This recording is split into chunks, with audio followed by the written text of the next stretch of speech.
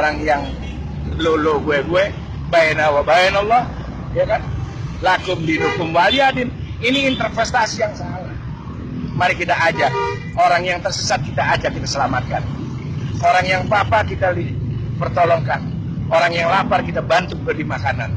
Itu baru agama.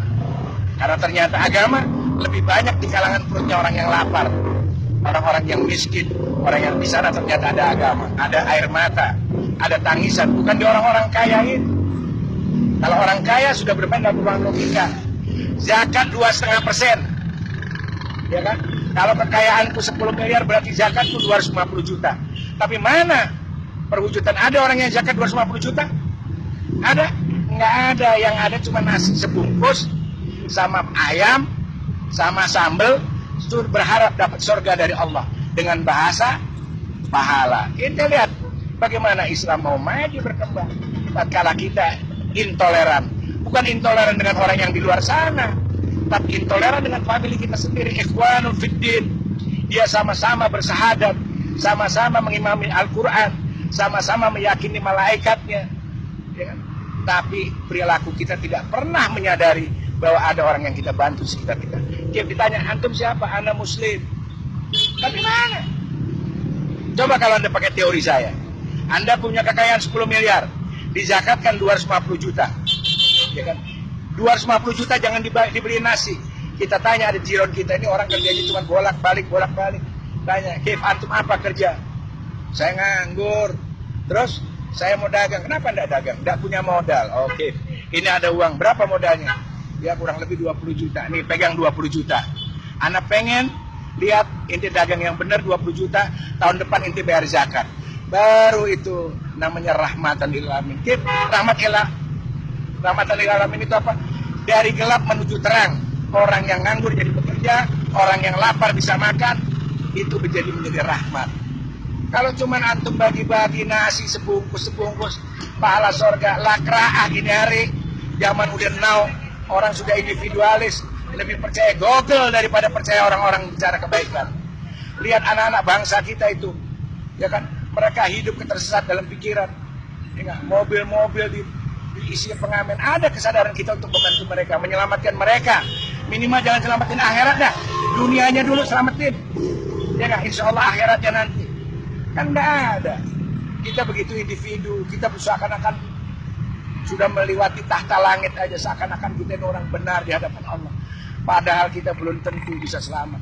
Tidak menjamin dagangan kita dibeli sama Allah. Kita ini pedagang.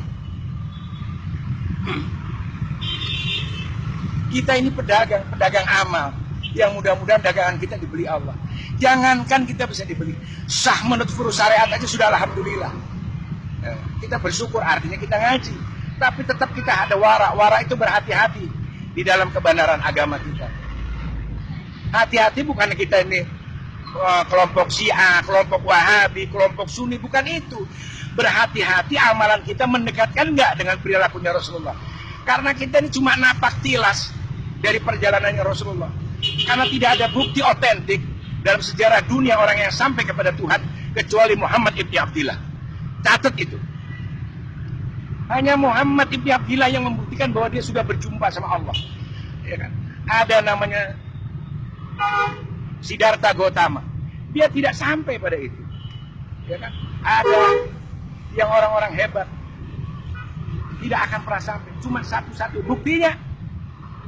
Dan Muhammad itu adalah Al-Quran itu sendiri. Itu bukti jelas bahwa Nabi Muhammad telah sampai hadapan Allah selama 23 tahun. Dari lisannya yang mulia lahirlah Al-Quran, yang pada awalnya la hurfin wala sautin. Itu Al-Quran dari lisan yang mulia, dari hatinya yang jernih. Kenapa? 23 tahun itu bukan waktu yang sedikit. Kalau ente sudah mikirin fulus, mikiran dunia, pengen punya mobil mewah, tapi Rasulullah steril dari pemikiran itu, sehingga Al-Quran itu murni dan menjadi penuntun umat sampai hari ini, dari dunia sampai akhirat. Makanya Al-Quran itu wasifa, wadawa, apa lagi? Wadu'a. Itu karena kejadian hati Rasulullah. Jadi mustahil kalau otaknya hubud dunia, ya kan, masih senang-senang duniawi, nggak ada itu. Jadi kalau Anda ingin menjadi orang yang berbeda, maka berbedalah engkau dalam segala perilaku daripada orang umum. Makanya Imam Ghazali sendiri memberi batasan. Ada kelasnya awam, ada kelasnya khas, ada khas bil khas.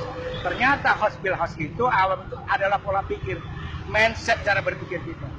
Maka di dalam ajaran agama lain juga ada. Namanya kasta, ada Brahma, ada Sudra, ada Waisya. Ternyata itu cara berpikir.